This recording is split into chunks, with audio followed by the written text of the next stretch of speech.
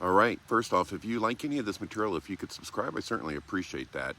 But here's a good one. I recently heard a monk say something that caught my attention. He said, if you're feeling fear, it's because you've separated yourself from the divine. Fear only has power because you allow it. And at first, that sounds true, especially if you spent time in the spiritual spaces, and it's got some truth to it. But I want to slow this down a little bit. And again, you've heard my philosophy on question everything, right? Especially beliefs. Because I think that just because someone's a monk or speaks calmly, that doesn't automatically make something true. And spirituality, in my opinion, doesn't get a free pass from honest inquiry, right? Question everything. It's okay. And here's what I think may be more accurate. At a deeper level, fear comes from identification. When awareness identifies with a story, a body, a memory, a future, fear arises, right? It can arise. In that sense, though, fear isn't ultimate. It doesn't define who you are, and it also doesn't mean that something's gone wrong, like you're doing it wrong because you're feeling fear. I'm not a fan of that, because here's where, again, I think that type of teaching could be a little off base or potentially harmful, right?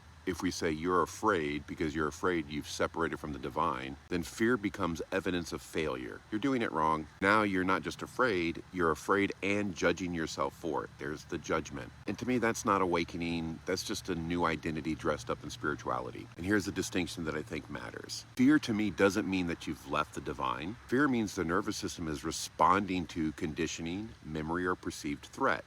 Right? If my daughter jumped out of the closet and screamed boo at me, I'm going to feel something, right? And that's the nervous system.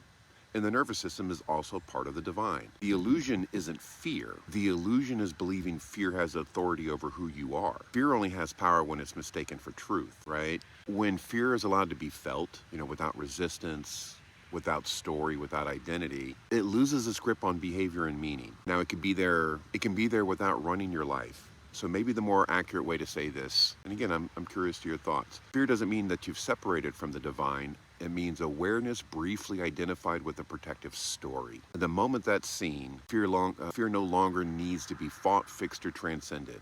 It can just pass through. And that's not bypassing, that's integration. Let me know your thoughts.